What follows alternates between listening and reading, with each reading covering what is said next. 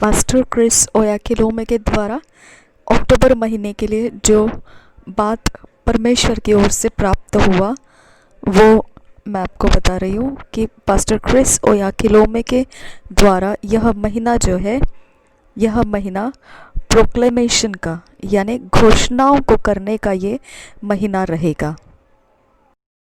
अक्टूबर ये जो महीना शुरू हुआ है यह घोषणाओं से भरा हुआ ऐसा महीना है। ये बहुत ही सामर्थ्य रहने वाला है और पास्टर इसे समझाने वाले हैं किस तरह से ये सामर्थ्य रहने वाला है, आसान तरीके से और बहुत ही समझ में आ सकता है ऐसे सहज भाषा से। घोषणाओं को करना, इसका मतलब यह बनता है कि किसी बात को सभी भीड़ के सामने लेकर आना, मतलब जो पब्लिक के सामने खुलवा देना, उसे कहते हैं प्रसार करना। प्रोक्लेमेशन मतलब घोषणा, और इसको और सहज भाषा में बोला जाएगा तो जनता के सामने दृढ़ता के साथ कुछ कथन करना, दृढ़ वचन बोलना, जनता के सामने दृढ़ वचन को लाना, उसे कहते हैं प्रोक्लेमेशन यानी घोषणा। इस बात को समझने के लिए हम पवित्र बाइबल में जाएंगे। इब्रानियों के पत्री 13 अध्याय उसका 5 वचन और 6 वचन पढ़ेंगे। हम जो घोषणा है उसके विषय में कैसे पहचानेंगे, ये क्या होता है। दृढ़ता से जनता के सामने जो वचन को लाया जाता है, कथन किया जाता है, उसे कहते हैं घोषणा। ये वचन के आधार से हम उसको सीखेंगे, उसका मतलब कैसे बनता है। 5 और 6 वचन इब्रानियों के 13 अध्याय का। तुम्हारा स्वभाव लोभ रहित हो और जो तुम्हारे पास है उसी पर संतोष करो, क्योंकि उसने आप ही कहा है, मैं तुझे कभी न छोड़ूंगा और न कभी तुझे त्यागूंगा। इसलिए हम निडर होकर कहते हैं, प्रभु मेरा सहायक है, मैं न डरूंगा। मनुष्य मेरा क्या कर सकता है। तो अब आपको एक शब्द यहाँ पर मिलता है। पहले तो आप 5 वचन में देखते हैं, परमेश्वर का ऐसा आपके लिए प्रतिज्ञा दिया गया है, क्योंकि उसने आप ही कहा है। खुद परमेश्वर ही कहता है, मैं तुझे कभी न छोड़ूंगा और न कभी तुझे त्यागूंगा।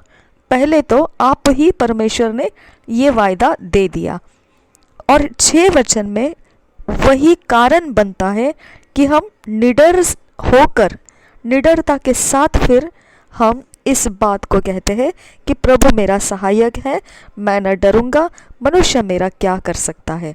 तो इस तरह की निडरता में बात करने के लिए उसके पीछे जो है वो कारण क्या है, क्योंकि पहले परमेश्वर ने कहा, फिर निडरता हम में आ गई कि हम अब ऐसे तरह से घोषणा कर सकते हैं जो दृढ़ता के साथ हम कथन कर सकते हैं जनता के सामने, प्रभु मेरा सहायक है, मैं न डरूंगा, मनुष्य मेरा क्या कर सकता है। यह हो गया घोषणा करना, निडरता के साथ, दृढ़ता के साथ कथन करना जनता के सामने।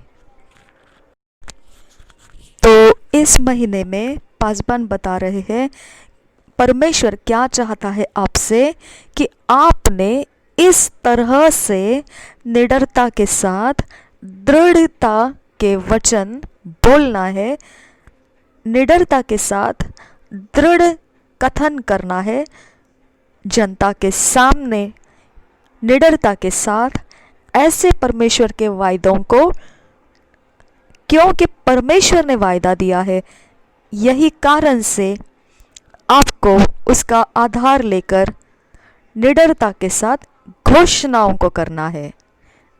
घोषणाएं यह ऐसे निडरता से होती है। घोषणाएं दृढ़ता के साथ कथन किए हुए बात को कहा जाता है। तो दृढ़ता, निडरता इस तरीके से आपने घोषणाओं को करना है। जो परमेश्वर ने कहा है वो सब कुछ आपने घोषणाओं में उतारना है। इस महीने का यही परमेश्वर चाहता है, आपने इस प्रकार से इस महीने के अंदर घोषणाओं को करना है। देखिए यहाँ पर वचन में कैसे लिखा है कि उसने ही पहले, उसने आप ही कहा है, उसने आप ही कहा है, यानी परमेश्वर खुद कह चुका। अब 6 वचन में बता रहे हैं, इसीलिए हम कहते हैं। तो निडरता हमको क्यों मिलती है?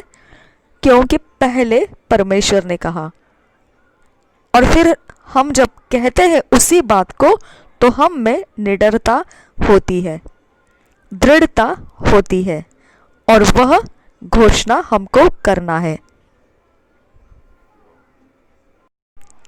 अब परमेश्वर ने आपको क्या कहा है आपके सेहत के बारे में, और परमेश्वर ने आपको क्या कहा है आपके समृद्धि के बारे में, और परमेश्वर ने आपको क्या कहा है आपके जीवन के बारे में, और परमेश्वर ने आपको क्या कहा है आपके खुद के बारे में, और परमेश्वर ने क्या कहा है आपके भविष्य के बारे में। याद रखिए, बिल्कुल जो हमारा उद्धार जो हुआ है वह इस बात के ऊपर आधार लेता है जो बात घोषणाओं से ठहरती है। जैसे अगर हमने मुंह से कबूल किया कि प्रभु यीशु मसीह परमेश्वर का इकलौता प्रिय पुत्र है, तो देखिए यहाँ पर उद्धार के लिए मुंह से बोला गया, तो यही बात घोषणा के साथ बोली गई बात है, और इसे ही घोषणा कहते हैं। तो आप देखिए, जब उद्धार का समय है तो आपको इस प्रकार का घोषणा बोलने से उद्धार आ जाता है।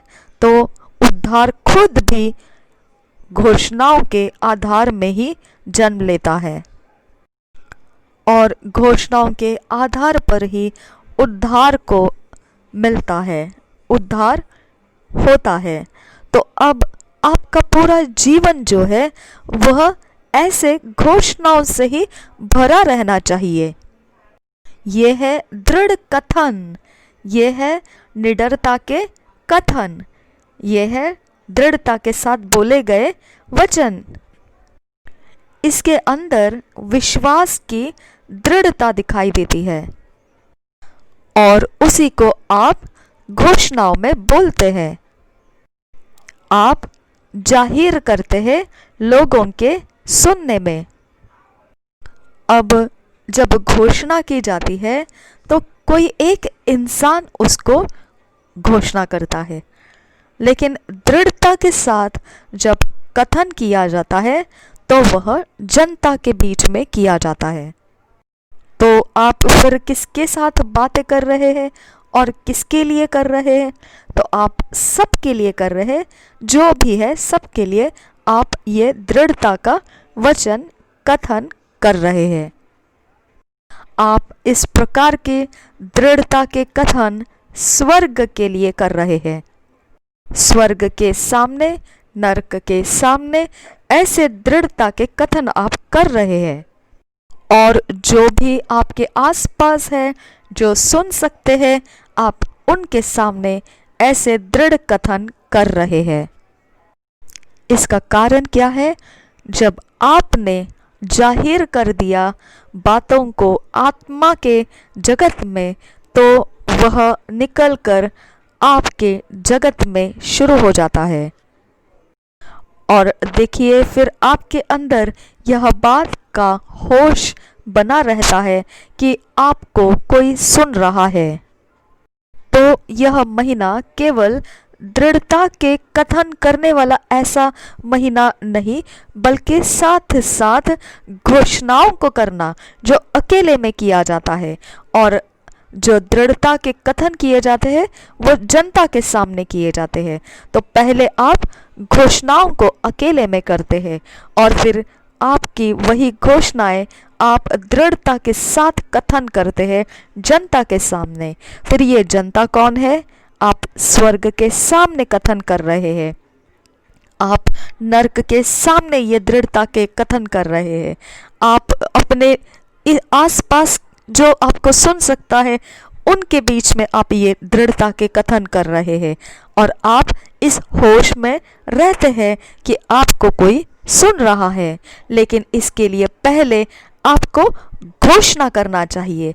घोषणा अकेले में किया जाता है और दृढ़ता का कथन जनता के लिए सामने किया जाता है, क्योंकि आप जब दृढ़ता के साथ वचन कहते हैं, कोई बात जो परमेश्वर ने आपको बोली और वचन के अंदर से आपने देखी कि परमेश्वर इस तरह से हमारे लिए कह रहा है, तो फिर वही बात को आप जनता के सामने करते समय होश रखते हैं कि आप बोल रहे हैं, दृढ़ता के साथ कुछ कथन कर रहे हैं जिसे कोई सुन रहा है, और आप उनके बारे में होश में रहते हैं, और आपके सारे इंद्रिय यह बात समझता है कि परमेश्वर पिता आपके इस जाहिरनामा को सुन रहा है, आपके कबूली को सुन रहा है, आपका घोषणाओं को,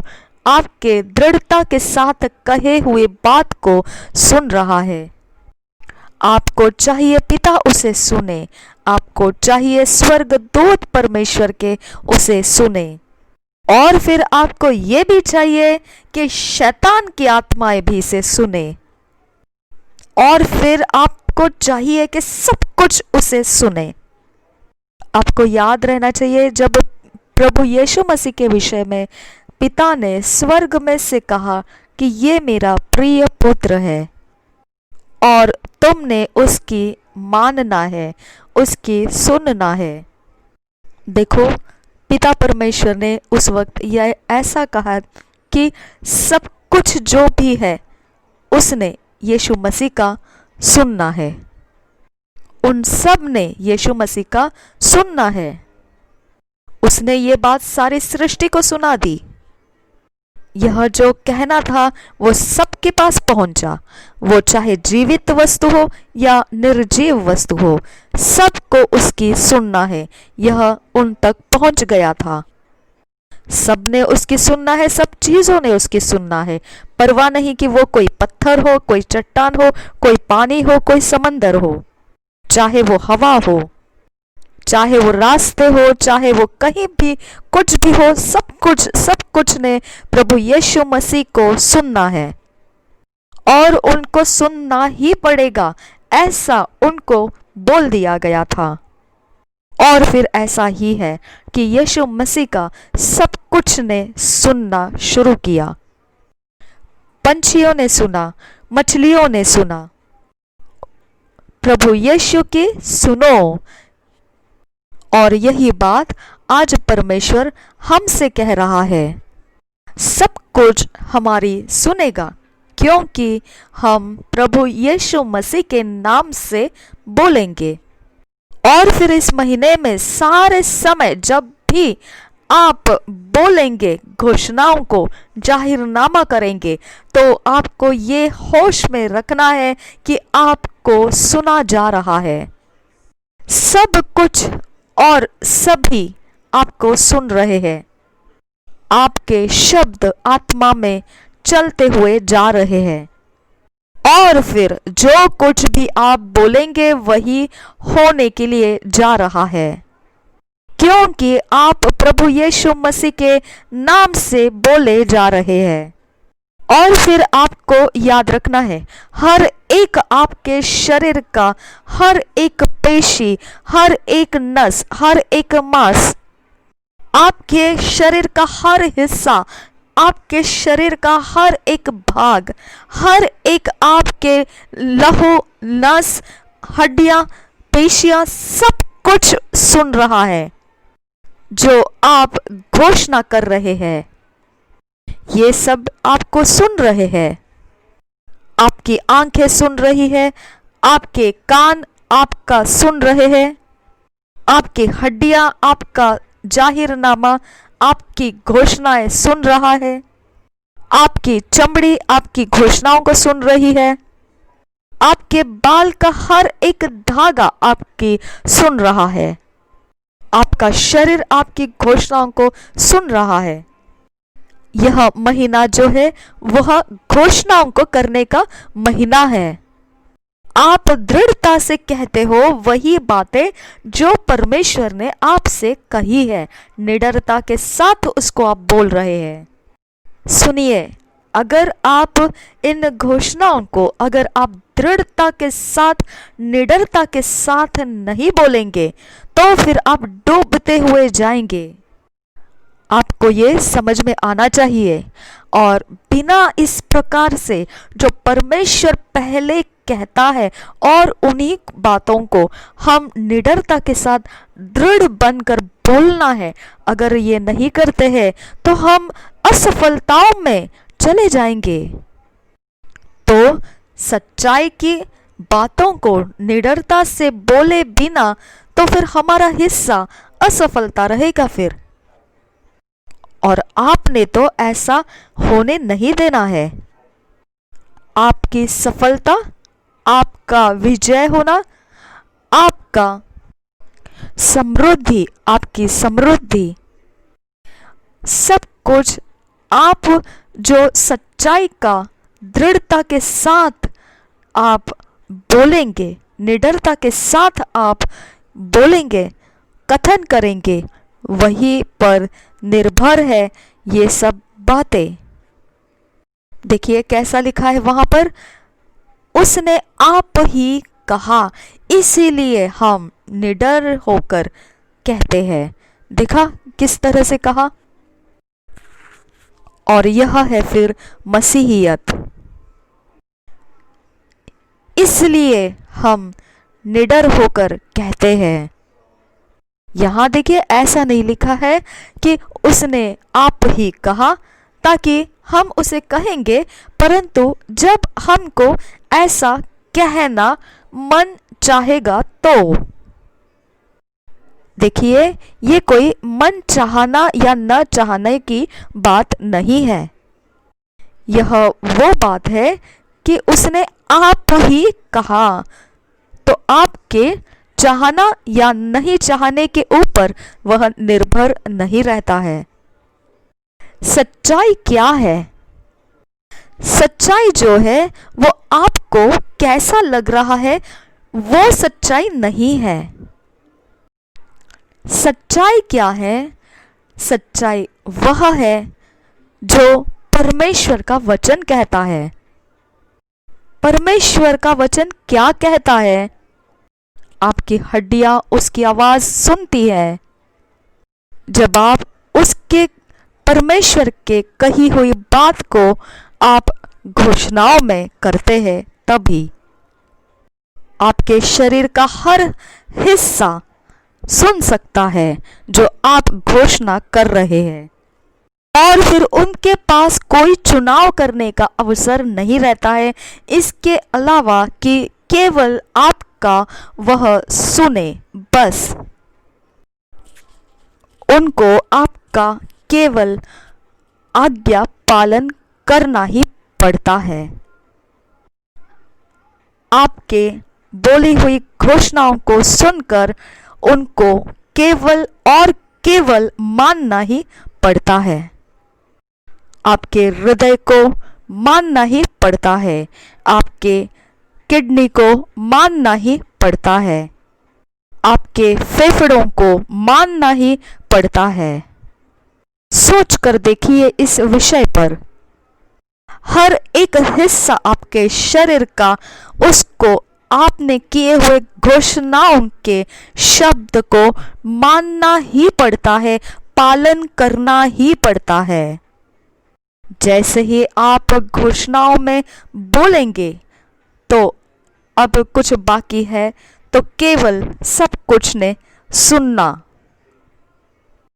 कि आप घोषणाओं में क्या बोल रहे हैं। केवल आपको सुनने के लिए ही वो सब कुछ अब है। और फिर सारी वस्तुएं आपको सुनती है, सृष्टि की सारी वस्तुएं आपको सुनती है। Hallelujah, hallelujah. देखिए, ये सब कुछ आपको सुनता है और मुझे यही आपको बोलना है कि देखिए, सब आपकी सुन रहे हैं। समय आपको आपकी घोषणाओं को सुन रहा है। क्या आपको पता है यहोशुआ के विषय में? यहोशुआ ने सूरज को बोला, सूरज रुक जा, थम जा, अपने समय में थम जा। चांद रुक जा, थम जा अपनी जगह। और सोचकर देखिए क्या हुआ। यहां जो पृथ्वी के ऊपर समय दर्शाते हैं उन्हीं को थमा दिया, तो समय पृथ्वी के अंदर भी थम गया। देखिए, आपको समझ में आना चाहिए कि आपको जिस समूह में लाया गया है, वह समूह, वह समाज जो है, वह मसीहियत समाज है। अब ये सब परमेश्वर कैसा आपको समझा रहा है, बहुत ही महा भयंकर, ऐसा बहुत ही बड़े मायने की बात आपको वह सिखा रहा है, समझा रहा है। और देखिए, अगर कलसिया का अगर भाषा रूपांतर करने का समय आपको आए, तो आपको कलसिया का यही भाषा रूपांतर करना बहुत अच्छा रहेगा कि कलसिया का मतलब यही बनता है कि मसीहियत जो समाज, मसीहियत समाज। ऐसे आपको भाषा रूपांतर करते वक्त अगर आप उसके विषय में कुछ समझाना चाहेंगे तो इस तरह से समझाना अच्छा रहेगा। बहुत ही सामर्थी ऐसा यह महीने का जो आपको पता चला, यह बहुत ही सामर्थी आपको मिल रहा है। ठीक है, तो अब इस समय आपने परमेश्वर के साथ बातें करना है, प्रार्थना करना है, एक मन होना है।